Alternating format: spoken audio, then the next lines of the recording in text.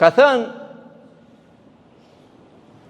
në nunien e tij Al-Qahtani rahimahullah, inna ar-rawafida sharru man wati al-hasa min kulli insin natiqin aw janani. Nuk ka njerëz më të këqij mbi sipërfaqen e tokës se sa rafidit. Dhe nuk flet fjalë më të ndyta as kush, as njerëz as gjin se sa rafidit. Madahu an-nabiyya wa khawanu ashabah. Pretendojnë se lavdrojnë pejgamberin alayhis salatu wassalam, ndërsa fynë dhe shajnë wa ramuhum bidh-dhulmi wal-udwani, shokët e pejgamberit alayhis salatu wassalam.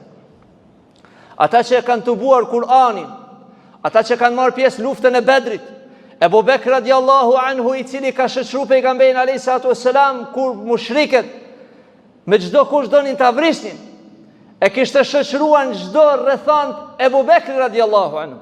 Uthmani kishte tubuar Kur'anin, sahabët kishin përhap Islamin, ata që kishin sakrifikuar çdo pjesë të trupit në luftën e Uhudit, të gjakosur duke mbrojtur pejgamberin alayhis salatu wassalam, ata për të cilët Allahu ka zbritur citate, ka zbritur vargje, Kur'an, që i lavdron Allahu, laqad radiyallahu anil mu'minin, Allahu është i kënaqur me sahabët.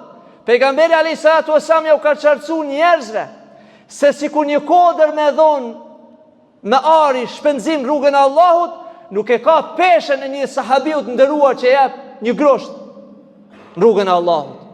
Vin rafidat dhe thoi njerëzit më të këqij ftyrë në tokës janë këta, sahabët e pejgamberit alayhis salatu wassalam.